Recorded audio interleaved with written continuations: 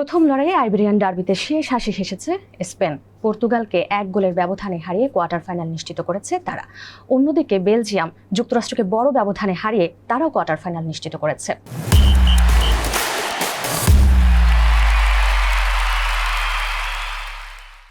দর্শক, এই সবকিছু নিয়ে বিস্তারিত আলোচনা করব Elite Steel presents TVS match অ্যানাটমিতে। আপনাদের সাথে আছি আমি তামান্না খন্দকার, আর আজকে আমাদের সাথে স্টুডিওতে উপস্থিত আছেন জাতীয় দলের সাবেক অধিনায়ক জাহেদ হাসান এমিলি এবং এলিট স্টিল গ্রুপের পরিচালক শায়ান সিরাজ। শক্ত নির্মাণের শুরু হয় সঠিক রড থেকে। বিশ্বমানের কাঁচামাল, আধুনিক প্রযুক্তি ও কঠোর মান নিয়ন্ত্রণে তৈরি এলিট স্টিল রিবার। দেশ গড়ার নির্ভরতার নাম এলিট স্টিল। কেমন আছেন? আলহামদুলিল্লাহ, আপনি কেমন আছেন? আমিও বেশ ভালো আছি। একদম বিশ্বকাপের যে টান উত্তেজনা, মারমুখী যে একটা লড়াই হচ্ছে নকআউট পর্বে, এই সব কিছু নিয়ে আমি তো ভীষণ ভালো আছি। তবে জানতে চাইবো, গতকালকে 2টা ম্যাচ হলো, এই 2 ম্যাচের মধ্যে কোন ম্যাচটা সবচেয়ে বেশি মারমুখী ছিল, টান উত্তেজনা ছিল, এবং আমরা যারা সাধারণ ফ্যান ফলোয়ার আছি আমাদের যে একটা আকাঙ্ক্ষা ছিল, প্রত্যাশা ছিল, সেটা আসলে কোন দল কিছুটা হলেও রাখতে পেরেছে? প্রথমেই যাব হচ্ছে এমিলি ভাইয়ের কাছে। থ্যাংক ইউ অ্যাগেন আপনাকে। যদি আমরা ইউএসএ এবং বেলজিয়ামের ম্যাচটা দিয়ে শুরু করি, ইউএসএকে নিয়ে through up the world cup আমার আসলে এক্সপেকটেশন ছিল। শুরুটা যদি দেখেন, তারা প্যারাগুয়ে আসলে যেভাবে ডমিনেট করে ফুটবল ম্যাচ খেলেছিল, তারপর থেকে আমার কাছে মনে হচ্ছিল ইউএসএ হয়তো অনেক দূর যাবে। ইভেনচুয়ালি যদি দেখেন, তারা যখন বেলজিয়ামের সাথে ম্যাচটা স্টার্ট করে, প্রি শোতে বা যে ম্যাচ রিভিউ আছে সেখানে আমরা ধরে নিয়েছিলাম যে ইউএসএ এই ম্যাচও এগিয়ে থাকবে, ডমিনেট করবে, ম্যাচ জিতবে।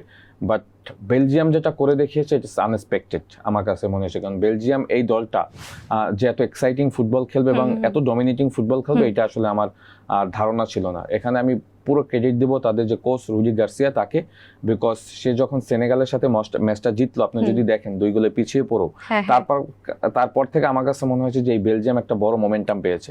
স্পেশালি তারা কিন্তু যদি দেখেন আজকের ম্যাচে তারা নতুন কিছু প্লেয়ার চেঞ্জ করে নামিয়েছে। আপনি যদি দেখেন, তারা ডোকু, কেভিন ডি ব্রুয়ান, রোমেরো লুকাকু এদেরকে বাইরে রেখে কিন্তু তারা স্টার্টিং 11 সাজিয়েছে। রাস্কিন, ওনানা, তাদের প্ল্যানিং এ কোনো প্রবলেম ছিল? কোনো প্রবলেম ছিল না। প্রবলেম ছিল যে তাদের যে মেইন প্লেয়াররা লাইক ডোকু, কেভিন ডি ব্রুয়না, তারা আসলে ওইভাবে পারফর্ম করতে পারছিল না। ইভেনচুয়ালি সেনেগাল ম্যাচে যদি শেষের দিকে দেখেন, এই সাবস্টিটিউট প্লেয়াররাই কিন্তু আসলে খেলার মোমেন্টামটা দিয়েছে। রাস্কিন, তারপর রোমেরো লুকাকুর পরে চেঞ্জিং এর গোল। সো আমার কাছে মনে হয়েছে যে ওই লাস্ট ম্যাচের যে উইনিং যে টিমটা ছিল তাদেরকে দিয়ে কিন্তু আজকে স্টার্ট করিয়েছে।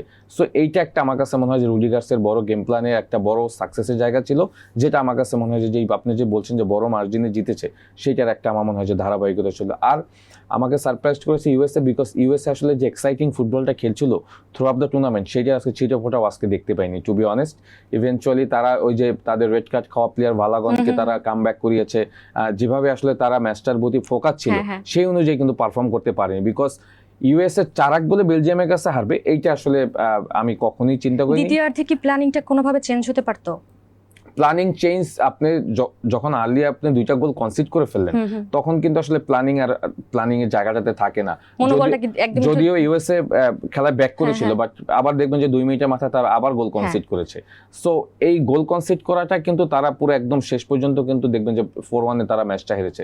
সো এই জায়গা থেকে আমি বলবো যে এখানে ইউএসএ সব থেকে মেইন ব্যাপার হলো যে তারা প্রথম দিকে কিন্তু প্রচন্ড হাই প্রেসিং ম্যাচ খেলছে, হাই প্রেসিং করতো, অপোনেন্টের হাফে বল আপনার গেইন করে ওখান থেকে অ্যাটাক বিল্ড আপ করতো। বাট আজকে কিন্তু বেলজিয়াম সেটা করতে দেয়নি। বেলজিয়াম যেটা করেছে, যখন তারা হাই প্রেস করতে এসেছে, তারা খুব ভালোভাবে তারা ম্যাচটাকে কন্ট্রোল করেছে, বিল্ড আপ করেছে। ওই বিল্ড আপের অ্যাগেনস্টে কিন্তু তারা গোলগুলি পেয়ে গেছে খুব টাইম টু টাইম, এবং ক্রুশিয়াল টাইমে যখন গোল পেয়ে যাবেন তখন কিন্তু আসলে অপোনেন্টের গেম প্ল্যান যুক্তরাষ্ট্রকে বেলজিয়ামকে একটু হালকাভাবে নিয়েছিল। হালকাভাবে নানার থেকে আমার কাছে মনে হচ্ছে তারা যে গেম প্ল্যানটা দেখাতে চেয়েছিল সেইটা এক্সিকিউশন করতে পারেনি, টু বি অনেস্ট। কারণ আমরা জানি যে ইউএসএ একটু বেশি হাই প্রেসিং করে, তাদের টিম একটু হাই লাইন আপ করে খেলে, যেটা আসলে আমার কাছে মনে হয় যে বেলজিয়ামের অ্যাগেনস্টে তাদের কাল হয়ে দাঁড়িয়েছে। বিকজ আপনি যদি গোলগুলি যেভাবে কনসিড করেছে সেইগুলি যদি দেখেন, সেখানে কিন্তু আমি বলবো যে বেলজিয়াম একটা বড় গেম প্ল্যান নিয়ে আসছিল, তারা বেশ ভালো রিড করেছে আপনার ইউএসএ কে। তো ওই জায়গাটা আমার কাছে মনে হয়েছে যে ইউএসএ পিছিয়ে পড়ে গিয়েছে। ভাইয়া, আপনার কাছে জানতে চাইবো, এই ম্যাচ, ভাইয়া যেহেতু হচ্ছে বেলজিয়াম যুক্তরাষ্ট্র নিয়ে বলছিলেন, আপনি যদি একটু পর্তুগাল আর স্পেন নিয়ে বলতেন। আমি স্পেন আর পর্তুগাল টাচ করার আগে একটু ইংল্যান্ড একটু বেলজিয়াম ইউএসএ একটু শেয়ার করি। মূলত অ্যাকচুয়ালি এই গত কয়েকদিনে একটা রেড কার্ড যে ওভারটার্ন করা হলো, এটা কিন্তু আসলে আমার মনে হয় গেমটাকে নেগেটিভলি এফেক্ট করলো ইউএসএ টিমকে, বিকজ দেখা যাচ্ছে দ্যাট যেভাবে ঘটনাটা ঘটলো, ডোনাল্ড ট্রাম্প, আমরা যেটা শুনি এবং পড়ি, ডোনাল্ড ট্রাম্প অ্যাকচুয়ালি ফিফার প্রেসিডেন্টকে ফোন করে বেসিক্যালি সফটলি একটু বলে যেখানে কিছু করা সম্ভব কি না। অ্যাকচুয়ালি ফুটবল ওয়ার্ল্ড কাপে তো ফিফার ক্ষেত্রে দের আর রুলস অ্যান্ড রেগুলেশনস, নিয়ম আছে, তো নিয়মগুলো কিন্তু অ্যাকচুয়ালি সবার জন্যে। একদম। তো যখনই এই রেড কার্ডের সাসপেনশনটাকে ওভারটার্ন করলো, মোটামুটি এটা কিন্তু সারা পৃথিবীতে সোশ্যাল মিডিয়াতে সবাই এটা আলোচনা করছে হ্যাঁ, যে how did they allow this to happen. এবং এটা কি পুরা বিশ্বকাপ শেষ হবার পরেও কিন্তু এটা আলোচনায় থাকবে ডেফিনেটলি, অ্যান্ড আই থিঙ্ক এটা হয়তো বা ইউএস টিমকে নেগেটিভলি এফেক্ট করেছিল, বিকজ যেটা ভাইয়া বলছিল, এমিলি ভাই বলছিল that US team was playing very well up until this moment. তো হঠাৎ করে কি হলোটা কি, রাইট, মনে হলো যে কোনো একটা team mindset, team mentality change হয়ে গেছে, পরিবর্তন হয়ে গেছে, যেটা তারা কোনো একটা ভাবে ফেভারে আছে। এক্স্যাক্টলি, এবং এটা হয়তো খারাপই ডিমোটিভেট করেছে টিমকে।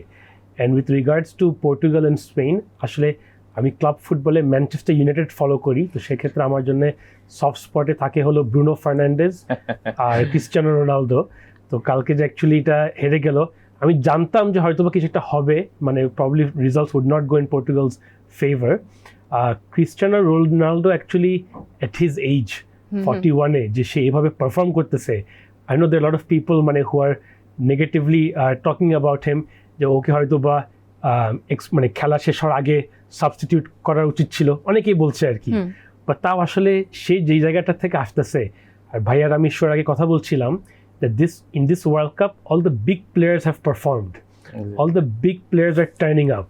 পর্তুগালের কিন্তু পুরো টিম ওয়ার্ক নিয়েই আলোচনা হয়। জি, সো সেক্ষেত্রে অ্যাকচুয়ালি দেখা যাচ্ছে দ্যাট ক্রিস্টিয়ানো রোনালদো কিন্তু never know, results could have gone the other way, he may have scored 1 or 2-3 goals and changed the direction. But all credit to Spain. Actually Spain যে team আকারে যেভাবে তারা একসঙ্গে খেলে, তাদের একটা বড় ক্রেডিট হচ্ছে যে তাদের লিগে, তাদের টিমে যতগুলি প্লেয়ারই আছে, they are more used to playing with one another. Club ফুটবলে বেশিরভাগ খেলোয়াড়গুলো কিন্তু একসঙ্গে খেলছে, তো সেক্ষেত্রে তাদের টিমের যে বিল্ড আপ, যে আপনার স্পিরিটটা, এটা কিন্তু আসলে মেবি পর্তুগাল রেপ্লিকেট করতে পারেনি। এবং স্পেনের লামিন ইয়ামাল নিয়ে অনেক আলোচনা হচ্ছে, তরুণ একজন ফুটবলার এবং তার ফ্যান ফলোয়ার বেস সব কিছু এখন দুর্দান্ত। আমি বলতে চাচ্ছিলাম যে স্পেনের হয়ে লামিন ইয়ামালের যে পারফরমেন্সটা ছিল সেটা কি আশানুরূপ ছিল? Through of the tournament Lamine Yamal আসলে তাকে ওইভাবে এখনো আমার কাছে মনে হয় যে তার যে পারফরমেন্স, যে লাস্ট ইউরোতে যদি আমরা দেখি, 2024 ইউরোতে যদি দেখি, সেখানে কিন্তু লামিন ইয়ামাল এবং নিকো উইলিয়ামস এই দুজনের উপর ভর করে কিন্তু তারা ইউরো চ্যাম্পিয়ন হয়েছিল। নিকো উইলিয়ামস ইনজুরির কারণে সামাও এইবার স্টার্ট করতে পারছে না, still he have some injury concern. তো সেই জায়গা থেকে লামিন ইয়ামালের উপর একটা বড় প্রেশার কিন্তু রয়ে গিয়েছে। সো ওই প্রেশারটা আমার কাছে মনে হচ্ছে সে এখনো রিলিফ করতে পারেনি এবং তার পারফরমেন্সে পুরোটা ডেলিভার করতে পারছে না, টু বি অনেস্ট। এবং অপোনেন্টের কিন্তু একটা গেম প্ল্যানের অংশ থাকে কিন্তু লামিন ইয়ামাল যেটা করে যে আপনার ফ্ল্যাঙ্ক এরিয়াগুলিতে প্রচুর স্পেস তৈরি করে, সেখান থেকে সে ইনভার্টার্ড হয় এবং তার স্ট্রং ফুটে কিন্তু সে শুট করে, গোল করে, আইদার অ্যাসিস্ট করে। সেই জায়গাটা যেটা হয়েছে, এবার বাকি যে দলগুলি যারা স্পেনকে ফেস করছে, তাদের ডিফেন্সিভ অর্গানাইজেশনে লামিন ইয়ামালকে নিয়ে কিন্তু আলাদা একটা প্ল্যান থাকে। ওই প্ল্যানগুলি কিন্তু তারকা ফুটবলারদেরকে নিয়ে কিন্তু একটা অন্যরকম টার্গেট থাকে, বা অন্য টিমের কিন্তু একটা চিন্তা ভাবনা থাকে, কি প্লেয়ারদেরকে নিয়ে অপোনেন্টের একটা গেম প্ল্যান থাকবেই। বাট সেটা হলো যে আপনার ওই কি প্লেয়ার আসলে সেটা প্ল্যান বিতে গিয়ে কিন্তু সেটা এক্সিকিউশন তাকে করতে হবে। লাইক আপনি ফ্ল্যাঙ্ক এরিয়াগুলি ইউজ করছেন, সেখানে যদি ডাবল ডিফেন্ডিং করে আপনাকে প্রপার মার্কিংটা করেন, আপনি প্ল্যান বিতে কি করবেন? আপনি কি ওখানেই থাকবেন, নাকি আপনি স্প্রেড আউট হয়ে আপনি জায়গা পরিবর্তন করে আপনার খেলাটাকে আরো ফ্লারিশ করবেন? ইটস ডিপেন্ড অন আপনার কোয়ালিটি। সো লামিন ইয়ামাল আমার কাছে মনে হয়েছে যে সে ওই জায়গাটা থেকে এখনো বের হতে পারেনি। এবং আপনি টু দ্য পয়েন্টে কথা বলেছেন যে থ্রু অফ দ্য টুর্নামেন্ট কিন্তু লামিন ইয়ামালকে আমরা এখনো লামিন ইয়ামালের মতো খেলাটা দেখতে পাইনি। বার্সাতে আমরা যেভাবে দেখেছি সেই বার্সাতে ইভেন্চুয়ালি জাতীয় দলে লামিন ইয়ামাল ইম্প্যাক্টফুল ফুটবল খেলে। ইউরোর কথা বলেছি, লাস্ট ফিফা ফ্রেন্ডলি যে ম্যাচগুলি হয়েছে বা প্রিপারেশন ম্যাচগুলিতে কিন্তু লামিন ইয়ামালের পারফরমেন্স অসাধারণ ছিল। বাট আমার কাছে মনে হয় সে still Spain struggling on the midfield, eventually attacking third. হ্যাঁ, তারা পর্তুগালকে হারিয়েছে, বাট খেলাটা কতটা মন জয় করেছে সেটা কিন্তু আপনাকে দেখতে হবে, বিকজ স্পেন তো ওয়ার্ল্ড কাপ জিততে আসছে, রাইট? তো সেইখান থেকে আমার কাছে মনে হয় যে এখন স্পেনের ইম্প্রুভের অনেক জায়গা রয়েছে। বাট স্পেনের একটা সলিড জায়গা হলো দে ডিডন্ট কনসিড এনি গোল, হ্যাঁ, থ্রু অফ দ্য টুর্নামেন্ট। হ্যাঁ, এটা কিন্তু বিশাল একটা ফ্যাক্ট। দেখেন 5টা ম্যাচ খেলতে এখন পর্যন্ত একটা গোল খায়নি। হ্যাঁ, সো এটা তো আসলে একটা চ্যাম্পিয়ন দলের মতো আমার কাছে মনে হয় যে তারা ওই দিকে এগোচ্ছে। ইভেনচুয়ালি আমার কাছে মনে হয় যে তারা তাদের যে রোটেশন মিডফিল্ড যেটা আমরা সবসময় দেখি যে তারা মিডফিল্ডে প্রচুর রোটেট করে, ওইটাও এবার অ্যাবসেন্স রয়েছে। রোড্রি, পেড্রি, আজকে ডেনি অলমোকে দিয়ে স্টার্ট করিয়েছে। সো এই জায়গাটাতে তাদের আরও ভেরিয়েশন আনতে হবে, যেটা লাস্ট ইউরোতে আমরা দেখেছি বা ফিফা ফ্রেন্ডলি ম্যাচগুলিতে দেখি। সো ওই জায়গাটাও কিন্তু এখন অনেক অ্যাবসেন্স আছে, যদিও অপোনেন্ট কিন্তু অনেক ম্যাচ অ্যানালাইসিস করে বা ভিডিও অ্যানালিস্ট করে এই প্লেয়ারদের সাথে কিন্তু একটা অন্যরকম গেম প্ল্যান দেয়, যেখানে আসলে রোটেশনে অনেক কিছু কিন্তু ব্রেক করে দেয়। তো সেইটা আমার মনে হয় যে স্পেনের এখনও অ্যাবসেন্স আছে। তারপরও স্পেন দ্যাট টিম যে কোনো সময় আসলে তারা যদি খেলাটাকে কন্ট্রোল করে ফেলে তখন অপোনেন্টের জন্য কিন্তু খুব বিপদ হয়। আর আজকে যদি পর্তুগাল এবং স্পেনের ম্যাচ দেখেন, পর্তুগাল আসলে একটা গেম প্ল্যান এক্সিকিউশন করতে চেয়েছিল যেটাতে তারা বেশ ভালো অবস্থান করছে। আমি পর্তুগাল নিয়ে একটা কোশ্চেন করতে চাচ্ছিলাম যে পরপর এই যে বিশ্বকাপ হচ্ছে, তারপর পর্তুগাল কেন নিজেকে একটু গুছিয়ে নিতে কেন পারলো না? তাদের কমতিটা আসলে কোথায় ছিল? দেখেন, পর্তুগালের হিস্ট্রিতে পর্তুগাল এইবারে যে স্কোয়াডটা, এত ভালো স্কোয়াড পর্তুগাল হিস্ট্রিতে আর কখনো ছিল না। হ্যাঁ, বিকজ পর্তুগালের স্কোয়াডটা কিন্তু ওয়ার্ল্ড কাপ চ্যাম্পিয়ন হতে এসেছিল। আপনি যদি দেখেন তাদের স্কোয়াড ডেপথ এত স্ট্রং, যেটা আমার কাছে মনে হয় যে ওই অনুযায়ী পারফর্ম করতে পারেনি। স্পেশালি তাদের মিডফিল্ড প্যাটার্ন যদি দেখেন, হ্যাঁ আমার কাছে মনে হয় সলিড 3জন মিডফিল্ডার রয়েছে এই মুহূর্তে যারা বিশ্বের সেরা প্লেয়ার। ভাইয়া যেটা বলেছে যে ভিতিনিয়া, ব্রুনো ফার্নান্দেজ, জন এভাস, এই 3জন মিডফিল্ডার আমরা যারা সারা বছর ক্লাব ফুটবল ফলো করি তারা জানি এই 3জন প্লেয়ার কত ইম্প্যাক্টফুল ফুটবল এবার লিগে তারা খেলছে। ব্রুনো ফার্নান্দেজ ইপিএল এ বেস্ট প্লেয়ার হয়েছে, হাইয়েস্ট অ্যাসিস্ট করেছে সে এবার ইপিএল এ। ভিতিনা আপনার চ্যাম্পিয়ন্স লিগের চ্যাম্পিয়ন হওয়ার পিছনে তার অন্যরকম একটা কন্ট্রিবিউশন ছিল। ওয়ান এভাস এই মুহূর্তে বেস্ট বিশ্বের সেরা মিডফিল্ডার একজন। সো এরা কিন্তু টিম ওয়াইজ পারফর্ম করতে পারেনি। বাট এইখানে আমার কাছে মনে হয় যে প্লেয়ারদের থেকেও আমি একজন মানুষকে এই দলটার পিছনে সব থেকে বেশি দোষ দেব, সে হলো Roberto Martinez, Portuguese coach. Because তার পর্তুগালের সব থেকে বড় একটা ব্যাড ডিসিশন ছিল তারা কোচ চয়েজের ব্যাপারে, তাদের এই ডিসিশনটা আমার কাছে মনে হয় তাদেরকে পিছিয়ে রেখেছে। বিকজ এই রবার্তো মার্টিনেজ কিন্তু বেলজিয়ামকেও তাদের গোল্ডেন জেনারেশন টাইমটাতে কিন্তু সে কোচিং করেছে, বাট দ্যাট টাইম সে কোনো কিছুই দিতে পারেনি। সেম পর্তুগাল দলটাকেও আমার কাছে মনে হয় একটা জেনারেশন সে পেয়েছিল, এই দলটাকেও কিন্তু আলটিমেটলি সে কিছু দিতে পারেনি। So coach is big fact for a national team, যেটা আমার মনে হয় যে রবার্তো মার্টিনেজের ওই জায়গাটা অ্যাবসেন্স রয়েছে। বিকজ এত একটা স্ট্রং ডেপথ নিয়েও আপনি এই দলটাকে দিয়ে তেমন কোনো ভালো ফুটবল খেলাতে পারলেন না। আলটিমেট স্পেনের সাথে হেরে আপনি ওয়ার্ল্ড কাপ থেকে বিদায় হয়ে গেলেন। সো এখানে হয়তো আমরা রোনালদোকে দোষ দিব বা অনেক কথা আসবে, এইগুলি আমি একদমই বিশ্বাস করি। আমি বিশ্বাস করি কোচ একটা এন্ড অফ দ্য ডে একটা দলের জন্য বড় ফ্যাক্ট। এমিলি ভাইয়া, বেলজিয়াম এবং যুক্তরাষ্ট্র নিয়ে যেহেতু কথা বলছিলাম, এই ম্যাচটাতে গেম চেঞ্জার কে ছিল? আমাকে যদি এক কথায় বলেন আমি বলবো বেলজিয়াম কোচ রুডি গার্সিয়া। এই কারণ রুডি গার্সিয়া একটা বড় সাহসিকতা পরিচয় দেখিয়েছে। সে তাদের টিমের ইম্পর্টেন্ট প্লেয়ার যারা কি প্লেয়ার তাদেরকে বাইরে রেখে যারা পারফর্মার তাদেরকে দিয়ে স্টার্টিং 11টা সাজিয়েছে। আমি যদি ভুল না করে থাকি সে কেভিন জি ব্রুয়েনা, ডোকু এবং রোমেরো লুকাকু কাউকে কিন্তু স্টার্ট করায়নি। ইভেনচুয়ালি মিউনের ডিফেন্সের একটা বড় আস্থার জায়গা তাকেও স্টার্ট করেনি। আপনি দেখেন সে মিডফিল্ডে কিন্তু রাস্কিন এবং ওনানাকে দিয়ে স্টার্ট করিয়েছে টেলিম্যানের সাথে। At the same time front লাইনে আমরা দেখেছি যে কালাতারাতে দিয়ে স্টার্ট করেছে। অ্যাট দ্য সেম টাইম টোসার্ড এবং টেলিম্যান এরা সামনের দিকে খেলেছে যারা লাস্ট ম্যাচে পারফর্ম করেছে। সো সে একটা বড় সাহসিকতার পরিচয় দিয়েছে যে সে জানতো যে ইউএসের সাথে অনেক প্রচুর রান করতে হবে, ম্যাচ কন্ট্রোল করার জন্য টেলিম্যানকে মাঝখানে মাস রাখতে হবে এবং সে তাদেরকে রেখে দলটা সাজিয়েছে। এবং যে গেম প্ল্যানটা ছিল যে শুরুতেই আসলে আর্লি যদি বেলজিয়াম 2-1 গোল দিয়ে দিতে পারে দেন হয়তো তারা ম্যাচটা কন্ট্রোল করবে, সেটা তারা কিন্তু সেটা করে দেখিয়েছে। তার মানে ম্যাচ কন্ট্রোল করতে পেরেছে। হ্যাঁ, ম্যাচ কন্ট্রোল করেছে এবং আমার মনে হয় যে এইখানে কোচের উপরে আমার মনে হয় যে অন্যরকম একটা ক্রেডিট আমাদেরকে দিতে হবে। বিকজ যেটা ম্যাচ তারা সেনেগালের সাথে আপনি জানেন যে 85 মিনিটস পর্যন্ত একটা দল যখন 2 গোলে পিছিয়ে রয়েছে 2-0 গোলে, ওখান থেকে কিন্তু সে স্ট্রংলি কাম ব্যাক করে এই ম্যাচটা 3-2 গোলে জিতেছিল। আপনি যদি ওই ম্যাচটা একটু রিমাইন্ড করেন, তো সেখান থেকে আমি বলবো যে কোচ টেকনিক্যাল যে ইস্যুগুলি সে অ্যাপ্লাই করেছে সেই জায়গাতে বেশ ভালো সাকসেস হয়েছে। বিকজ একটা সময় আমরা হয়তো অনেক কোচকে দেখি যে সে তো চিন্তা করে দলের ইম্পর্টেন্ট প্লেয়ারদেরকে বাদ দিয়ে স্টার্টিং 11 সাজিয়ে সাকসেস পাবে কি না। আলটিমেটলি সেইটা না করতে পারলে তো আসলে প্রেশারটা কোচের উপর আসবে, যেটা রুডি গার্সিয়া বেশ ভালোভাবে এক্সিকিউশন করেছে অ্যাগেনস্ট ইউএসএ। আর ইউএসএ আসলে থ্রু অফ দ্য টুর্নামেন্ট আজকেই সব থেকে বাজে ম্যাচ খেলেছে, হ্যাঁ, যার কারণে কিন্তু তারা হেরেছে। যদি আপনি ইউএসএর প্রিভিয়াস ম্যাচগুলি দেখেন, they played fantastic football, high pressing করেছে, তারা ম্যাচ কন্ট্রোল করেছে, তারা হাই লাইন ডিফেন্ডিং আপ খেলেছে, পিছনে যে তাদের স্পেস ছিল সেইটা ডিফেন্ডিং ট্রানজিশনের সময় বন্ধ করেছে। সো এই জিনিসগুলি কিন্তু আজকে করতে পারেনি because Belgium coach Rudi Garcia যেটা দলের কমিউনিকেশন ভালো ছিল, আজকে সেটা কমতি ছিল। আজকে কমতি ছিল, অনেক কমতি ছিল। এবং তারা ভাইয়া যেটা বললো যে ভালাগনকে তারা যেভাবে আসলে ব্যাক করিয়েছে রেড কার্ডের ওই ইস্যুটা দিয়ে, ওইটার একটা প্রেশার ছিল কিন্তু দলের ভিতরে, হ্যাঁ, যে আসলে আলটিমেটলি ওয়ার্ল্ড কাপ স্টেজে আসলে এই ধরনের জিনিসগুলি ম্যানেজ করে খেলাটা এটা আসলে কতটা ঠিক ছিল সেটাও কিন্তু আমার মনে হয় যে পারফরমেন্সের একটা বড় ইফেক্ট পড়েছে। বাট বেলজিয়াম কে আমরা ক্রেডিট দেবো এই কারণে, কারণ বেলজিয়াম তাদের গেম প্ল্যানের পুরোটাই এক্সিকিউট করেছে অন দ্য ফিল্ড, যেটা আমার কাছে মনে হয় ম্যাচ জিততে সাহায্য করেছে। বেলজিয়ামের পরবর্তী প্রতিপক্ষ হচ্ছে স্পেন, Right. আপনি কাকে ফেভারিটে রাখবেন?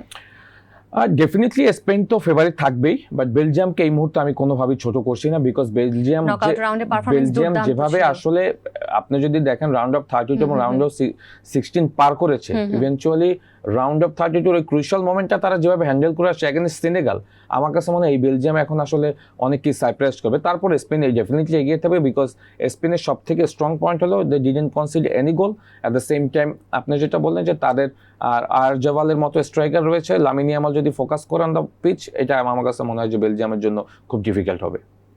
শায়ন ভাই, আপনি তো ইংল্যান্ডের ফ্যান, জি। এই বিশ্বকাপে ইংল্যান্ডের পারফরম্যান্স নিয়ে যদি কিছু বলেন। অ্যাকচুয়ালি ইংল্যান্ড গত যে মেক্সিকোতে যে খেলাটা হলো অ্যাজটেকা স্টেডিয়ামে, অ্যাকচুয়ালি সব ইংল্যান্ড ফ্যানই মনে একই ভাবছিল যে অ্যাজটেকা স্টেডিয়াম কিন্তু ভেরি টাফ, মেক্সিকোর এটা হোম গ্রাউন্ড। দেখা যাচ্ছে দ্যাট এর আগে মেক্সিকো এই স্টেডিয়ামে খালি 2টা খেলা হেরে গিয়েছিল। সো এই ম্যাচটা কিন্তু ছিল তার থার্ড লস। আচ্ছা, তো সেক্ষেত্রে অ্যাকচুয়ালি এই স্টেডিয়ামে আসাটাই কিন্তু খুব ডিফিকাল্ট। আপনার যে ক্রাউড যেটা মেক্সিকোকে সাপোর্ট করছে as being host nation, plus তাদের ফুটবলটা কিন্তু খুব চমৎকার খেলছিল মেক্সিকো। তো এখান থেকে যে ইংল্যান্ড জিতে এসেছে, জয়লাভ করে এসেছে, ইটস ট্রুলি আ ফ্যান্টাস্টিক। আমি যদি ইংল্যান্ডের কথা বলি, একটা প্লেয়ারকে আমি একটু স্পেশাল ক্রেডিট দিতে হবে, সেটা হচ্ছে জুড বেলিংহাম।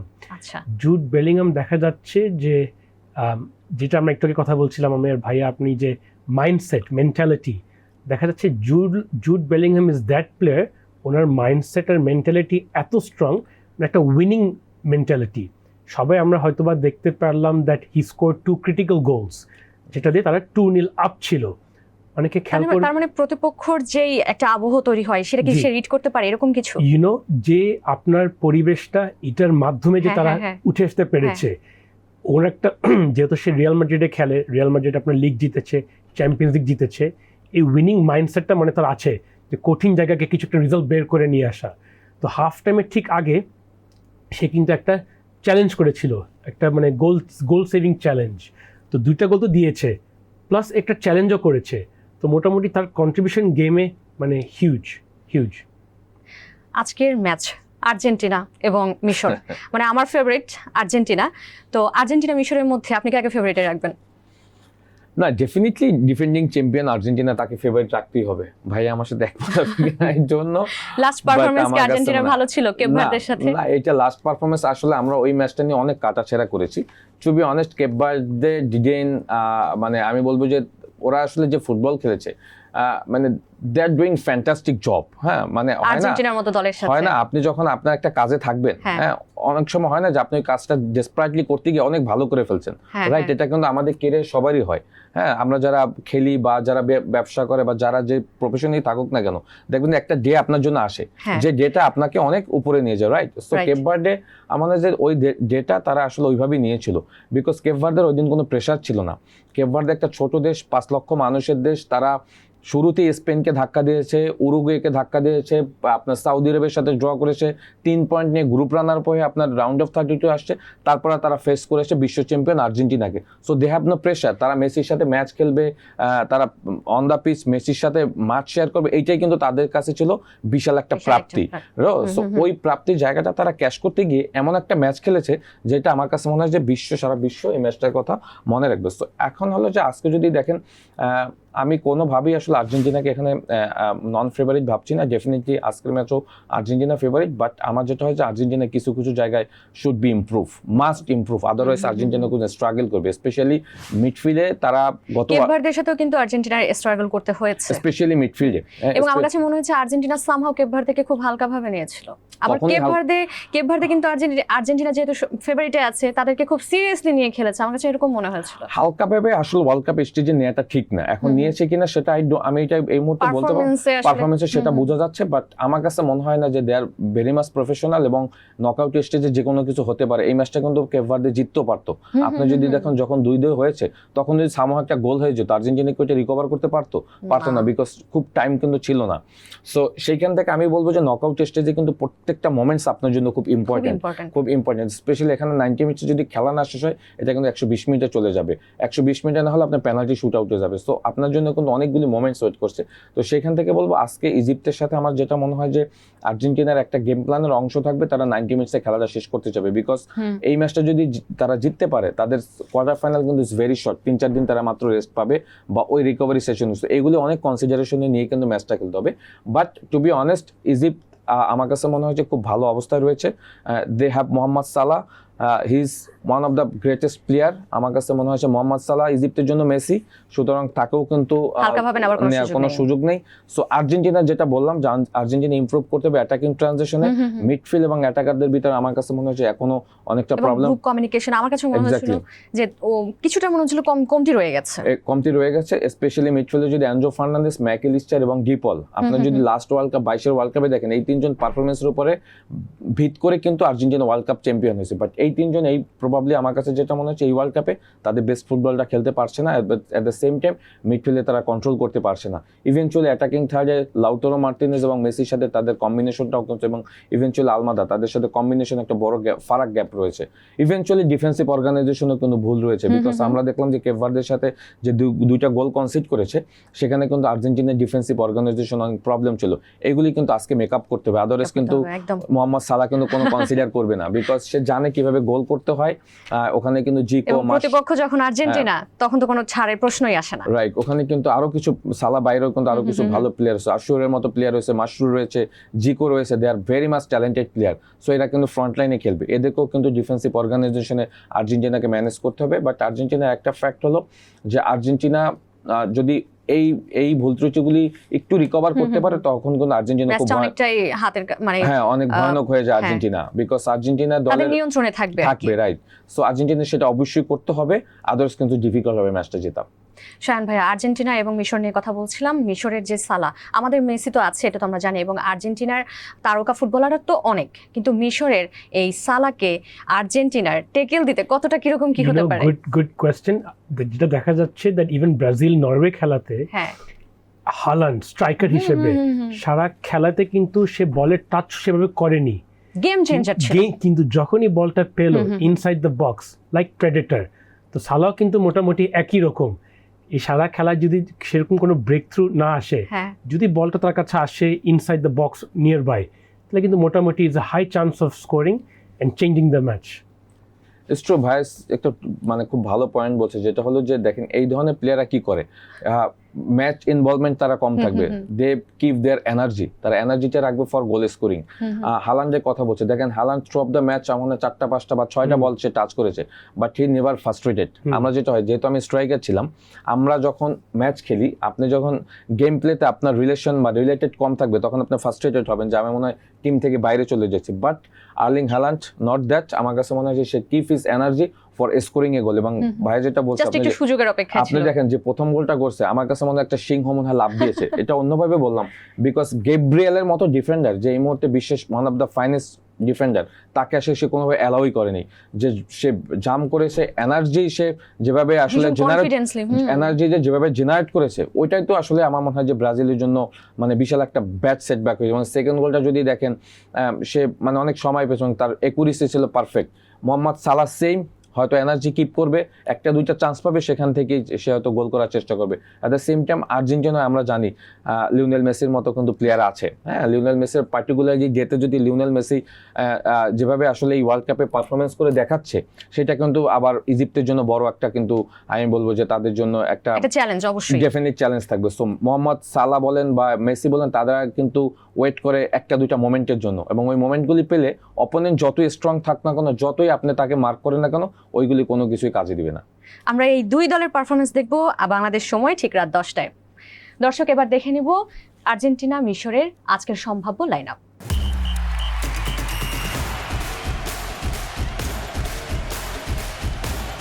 দর্শক, চলে যাব পরবর্তী ম্যাচে, Switzerland versus Colombia. Switzerland versus Colombia, এবং আমরা জানি যে সুইজারল্যান্ড এর আগে বেশ ভালো একটা ভালো গেম আমাদেরকে উপহার দিয়েছে, তবে আজকের এই ম্যাচটা কতটা চ্যালেঞ্জিং হতে যাচ্ছে? Definitely Latin versus Europe. হ্যাঁ, সো এখানে আমাকে যদি এক কথায় বলেন, আমি এখানে কলম্বিয়াকে এগিয়ে রাখবো। Because Colombia have that strength. তারা এই ম্যাচটা জেতার জন্য যা যা করা দরকার তাই করবে, এবং তাদের সেই ক্যাপাবল প্লেয়ার রয়েছে। স্পেশালি যদি দেখেন দলে একজন দুজন প্লেয়ার আসলে পারফর্মার থাকলেই হয়, যে কোনো সময় তারা ম্যাচ ডিসাইডেড করবে। আমি আর ভাইয়া বলছিলাম যে এবার through of the world cup যদি দেখেন, প্রত্যেকটা প্লেয়ার যারা কি প্লেয়ার রয়েছে তারা দে অল আর পারফর্মিং। হ্যাঁ, সো আপনি যদি ভাইয়া জুড বেলিংহামের কথা বলছে, হ্যারি কেন পারফর্ম করছে, লিওনেল মেসি আর্জেন্টিনার পারফর্ম করছে, কিলিয়ান এমবাপ্পে ফ্রান্সে পারফর্ম করছে। সো কলম্বিয়া যদি স্পেসিফিক দেখেন, তাদের লুইস দিয়াস, হ্যাঁ, আমার কাছে মনে হচ্ছে এই মুহূর্তে ভালো একটা শেপে আছে। হ্যাঁ, তাদের লুইস সুয়ারেজ স্ট্রাইকার, এটা এই উরুগের লুইস সুয়ারেজ না, এটা হলো কলম্বিয়ার লুইস সুয়ারেজ, যে কিনা এই মুহূর্তে বেশ ভালো ফর্মে রয়েছে। সো তারও কিন্তু আমি বলবো যে এই মুহূর্তে এমবোলোর পারফরম্যান্স নিয়ে জানতে চাই। এমবোলোর ব্যাপারে আমি আসতেছিলাম, আপনি বলে দিয়েছেন। এমবোলো হ্যাভ দ্যাট কনফিডেন্ট, আমার কাছে মনে হয় যে কোনো সময় গেম চেঞ্জার হতে পারে। সো এইগুলিকে কিন্তু সুইজারল্যান্ডের আপনার মেকআপ করতে পারবে। Switzerland have some quality player, যেটা হয়েছে যে আপনি তার মানে তারকা ফুটবলের পারফরম্যান্স মাথায় রেখে সুইজারল্যান্ডকে প্ল্যান করতে হবে। বাট কলম্বিয়াকেও কিন্তু কিছু কনসার্নের জায়গা রয়েছে, বিকজ কলম্বিয়ার have some good player like মানজাম্বি। আপনি যদি দেখেন এই ওয়ার্ল্ড কাপের সব থেকে ইয়ং প্লেয়ার আমার কাছে মনে হয় মুরাত ইয়াকিন, যে সুইজারল্যান্ডের কোচ, তার একজন মানে এই রেডিমেড প্লেয়ার পেয়ে গেছে ওয়ার্ল্ড কাপের সময়, বিকজ সে আসলে এইভাবে ডেলিভার করবে পারফরমেন্স, সেটা হয়তো কেউ জানতো না। সো মানজাম্বি আমার কাছে মনে হয় যে ওয়ান অফ দ্য কি প্লেয়ার, এবং লাস্ট ম্যাচও সে দুর্দান্ত খেলেছে। সো এইগুলি আমার কাছে মনে হয় যে দুইটা দলের জন্য বড় একটা ব্যাটেল হবে, তারপর আমি মনে করি যে কলম্বিয়া এগিয়ে থাকবে। শায়ন ভাইয়া, এই ব্যাটেলে কলম্বিয়ার লুইস ডিয়াসের ব্যাপারে আপনি কি বলবেন? শায়ন ভাই, আপনার কাছে জানতে চাইবো সুইজারল্যান্ড কলম্বিয়াতে আপনি কাকে এগিয়ে রাখবেন? টু বি অনেস্ট, ভাইয়ার সঙ্গে আমার একটা সফট স্পট আছে ল্যাটিন আমেরিকার জন্য। আমার মনে হয় আমাদের দেশের মানুষও বেশিরভাগ কলম্বিয়ার দিকেই তাকাচ্ছে মনে হয়, and waiting a victory there. Let's see. আচ্ছা, সুইজারল্যান্ডের পারফরম্যান্স, সুইজারল্যান্ড কি আজকে ভালো করতে পারবে, জিততে পারবে? প্রেডিকশন কি বলে আসলে? You know, actually European facility, European football, European আসলে যে ইনভেস্টমেন্টটা যায় ইউরোপিয়ান ফুটবলের পিছনে, আসলে মনে হচ্ছে যে it will be a tough game for Colombia. সুইজারল্যান্ডে এগিয়ে আছে মনে হয়, but let's see what happens tonight. দর্শক, দেখে নিব সুইজারল্যান্ড ভার্সেস কলম্বিয়ার আজকের সম্ভাব্য লাইনআপ।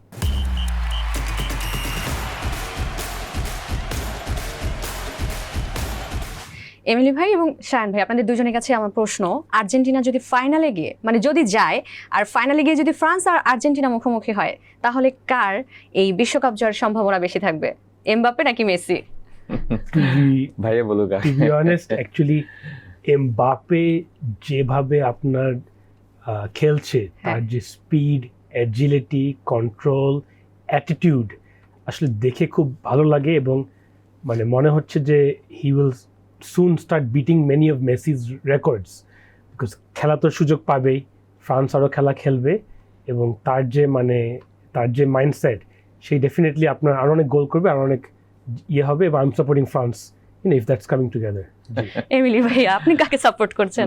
না, আমি বিগ ফ্যান অফ আর্জেন্টিনা। ছোটবেলা থেকে আমি আর্জেন্টিনা অনেক বড় ভক্ত, ফ্যান, যেটাই বলতে পারি, এর থেকে বড় ফ্যান হলাম আমি মেসির।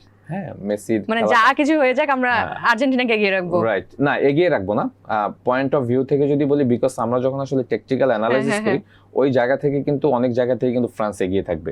হ্যাঁ, ফ্রান্স এগিয়ে থাকবে এই কারণে, কারণ ফ্রান্সের আসলে এইবার দলের স্কোয়াড ডেপথ ওই লাস্ট ওয়ার্ল্ড কাপ থেকেও বেশি স্ট্রং।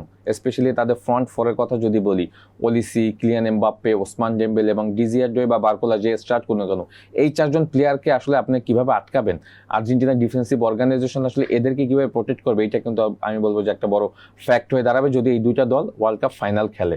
যদি ফাইনাল খেলে, তাহলে আর্জেন্টিনার ফ্রান্সের ব্যাপারে কোন কোন দিকগুলো মাথায় রেখে মাঠে নামা উচিত? ডেফিনেটলি অবশ্যই এটা বললাম যে অ্যাটাকিং থার্ডে যে প্লেয়াররা রয়েছে তাদের উপরে বেশি কনসার্ন থাকতে হবে, বিকজ এরাই কিন্তু খেলার মোমেন্টাম চেঞ্জ করে দিচ্ছে। এখন পর্যন্ত ফ্রান্সকে তেমন কোনো পরীক্ষা দিতে হয়নি ডিফেন্সিভ অর্গানাইজেশনে, বিকজ ওই চারজন প্লেয়ার এমনভাবে আসলে অ্যাটাক বিল্ড আপ করে ডিফেন্সের উপর প্রেশারটা কম আসতেছে। এট দ্য সেম টাইম আমরা জানি রেবিওট এবং চৌমিনের মতো দুজন সলিড সেন্ট্রাল মিডফিল্ডার রয়েছে, যারা কিনা চারজন প্লেয়ারের সাথে একটা পিভট হিসেবে কাজ করছে। সো এটাও কিন্তু আমি বলবো যে ফ্রান্সের জন্য বড় একটা স্ট্রং সাইড।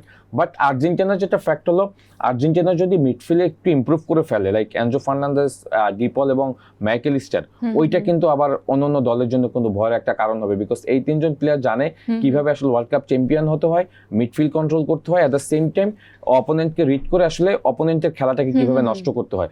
সো এটাও কিন্তু আমি মনে করি যে ম্যানেজার একটা ব্যাপার। বাট যদি দেখেন আর্জেন্টিনা আর একটা স্ট্রং সাইড হলো তাদের coach Lionel Scaloni. He know how to handle the situation. এর থেকে ওনার থেকে ভালো কেউ জানে না। To be honest, last world কাপটাই যদি দেখেন যেটাতে আর্জেন্টিনা চ্যাম্পিয়ন হলো, যে মোমেন্টে আসলে আর্জেন্টিনা ম্যাচটা বের করলো, এটা তো লিওনেল স্কলোনি ডেফিনেটলি একটা ক্রেডিট রয়েছে। ইভেনচুয়ালি ব্যাক টু ব্যাক 2টা Copa America world cup champion হয়েছে, তার কোচ সে জানে আসলে এই মোমেন্টগুলি, প্রেসার মোমেন্টগুলি কিভাবে ম্যানেজ করতে হয়। সো ইভেনচুয়ালি লিওনেল মেসি যে ফর্ম দেখাচ্ছে, এইটা কিন্তু প্রত্যেকটা দলের জন্য কিন্তু একটা মাথা ব্যথার কারণ, বিকজ সে হয়তো তার প্লেইং স্টাইল চেঞ্জ করেছে। আমি যদি ভুল না করে থাকি, সে আগে হয়তো প্রচুর রান করতো বা লিঙ্ক আপ স্ট্রাইক হতো বা প্লে মেকিংটা করতো, বাট এখন কিন্তু সে ওই যেটা বললাম যে এনার্জিটা কিপ করে, একটা দুইটা মোমেন্টের জন্য ওয়েট করে এবং সে কিন্তু ওইটা থেকে কিন্তু ডেলিভার করে, রাইট। সো আমি বলবো যে এইগুলি হয়তো আর্জেন্টিনাকে আবার এগিয়ে রাখতে পারে। শায়ন ভাই, আপনি ইংল্যান্ডকে এই বিশ্বকাপে কতদূর পর্যন্ত দেখতে চান? আমি তো দেখতে চাচ্ছি ফাইনাল মানে ওয়ার্ল্ড কাপ ভিক্টরি পর্যন্ত। তো একটা জিনিস ইংল্যান্ডের ব্যাপারে বলতে হবে, সেটা হচ্ছে যে স্ট্রাইকার নিয়ে আমরা যত কথা বলছি, স্ট্রাইকার বা অ্যাটাকিং মিডফিল্ডার, ওনাদের গোলকিপারও কিন্তু আপনার মেক্সিকোর সঙ্গে মানে খুব ভালো খেলেছিল। দেখা যাচ্ছে যে আপনার যখন রেড কার্ডটা পেল ইংল্যান্ড 52nd মিনিটের পর, সেটার পর থেকে কিন্তু আপনার মেক্সিকো জাস্ট একটার পর একটা অ্যাটাক করছিল, এবং পিকফোর্ড ইংল্যান্ডের যে কিপার, সেও কিন্তু অসাধারণ খেলেছিল। সে দেখা যাচ্ছে যে আপনার save after save, including stoppage time. এখন তো আবার হাইড্রেশন ব্রেকের কারণে দেখা যাচ্ছে ফুটবল কিন্তু 10-11 মিনিট স্টপেজ টাইমও পেয়ে যাচ্ছে খেলার শেষে। তো সেখানেও যে একটা কিছু মানে সেভ করেছিল, it was splendid, and goalkeeperদেরকে we should not forget because they also playing a very critical role. এবারের ওয়ার্ল্ড কাপে কিপাররা বেশ ভালো পারফরমেন্স করছে। হ্যাঁ, অবশ্যই। মেইন ফ্যাক্ট হলো যে কিপার তো আসলে এন্ড অফ দ্য ডে একদম লাস্ট স্টেজ, হ্যাঁ, মেইন ম্যান হয়ে দাঁড়িয়ে যায়। আপনি যদি দেখেন প্রত্যেকটা দলেরই কিন্তু আমার মনে হয় যে কিপাররা পারফর্ম করলে ওই দলটা জিততে সাহায্য করে। হ্যাঁ, আপনি যদি ইভেনচুয়ালি স্পেন পর্তুগালের ম্যাচটাও যদি দেখেন, হ্যাঁ, যেটা করছে উনাই সিমন কিন্তু বেশ কয়েকটা ভালো সেভ করছে। পর্তুগাল ওরকম ক্লিয়ার চান্স তৈরি করতে পারেনি, বাট ভালোভাবে সেভ করছে। বাট পর্তুগালের যদি আপনি দেখেন ডিয়াগো কস্তা, লামিন ইয়ামাল ওই বল যদি গোল হয়ে যেত, বা ডেনি অলমোর ওই শটগুলি যদি গোল হয়ে যেত, তখন কিন্তু শুরুতেই তারা পিছিয়ে পড়তো। সো গোলকিপাররা কিন্তু এবার আমার মনে হয় যে পারফর্ম করছে। এবং ভাই পিকফোর্ডের কথা বলছে, to be honest, Pickford playing outstanding. Otherwise কিন্তু ওই ম্যাচে মেক্সিকো কিন্তু এগিয়ে যেতে পারতো, আর মেক্সিকো এগিয়ে গেলে তখন কিন্তু আসলে ইংল্যান্ডের জন্য আবার ম্যাচে কামব্যাক করা খুব ডিফিকাল্ট হতো। সো পিকফোর্ড একটা ভালো মোমেন্টাম দিয়েছে। ইভেনচুয়ালি আরেকটা ম্যাচের কথা যদি বলি, সেটা হলো যে নরওয়ে এবং ব্রাজিল। নরওয়ের গোলকিপারের কথা যদি আপনি দেখেন, সে পেনাল্টি সেভ করলো, সে আপনার এনরিকের 1-1 বলটাকে সেভ করলো, এট দ্য সেম টাইম একটা গোল কিন্তু হয়ে যাচ্ছিল, সেটা সে কিন্তু হাত থেকে বের করে দিয়েছে। সো এই ভুল না করে থাকে, ওনার নাম ছিল ভোজিনহা। না, ভোজিনা তো কেপ ভার্দে, ওনার নাম হলো নেল্যান্ড, নরওয়ের goalkeeper. Nyland fantastic job. So গোলকিপাররা কিন্তু আমার কাছে মনে হচ্ছে যে এবার ওয়ার্ল্ড কাপে কিন্তু বেশ ভালো করছে, এবং খেলা মোমেন্টাম গুলি কিন্তু গোলকিপারদের কাছ থেকে আসছে। সো আমি বলবো যে এখন পর্যন্ত হয়তো টপ টিমের গোলকিপার ওইভাবে তেমন কোনো ফেস করছে না, লাইক আর্জেন্টিনা। আমরা জানি এমিলিয়ানো মার্টিনেজও যদি দেখেন কেপ ভার্দের সাথে যে বলটা লাস্ট মোমেন্টে যে সেভ করেছে, এটা গোল হয়ে গেলে কিন্তু তখন আবার 3-3 হয়ে যায়। সো এইগুলি আমার কাছে মনে হয় যে গোলকিপারদের পারফরমেন্স কিন্তু একটা দলের জন্য বড় স্ট্রেংথ হিসেবে কাজ করছে। আপনাদের দুজনকে আবার অসংখ্য ধন্যবাদ এত ব্যস্ততার মাঝে আজকে আমাদের সময় দেওয়ার জন্য। Thank you. দর্শক, আপনারা দেখছিলেন LED steel presents TVS match anatomy. আমি তামান্না খন্দকার ছিলাম আপনাদের সাথে। দেখা হচ্ছে পরবর্তী আয়োজনে। সে পর্যন্ত সবাই ভালো থাকুন, সুস্থ থাকুন, আর হ্যাঁ, টিভিএস এর সাথেই থাকুন।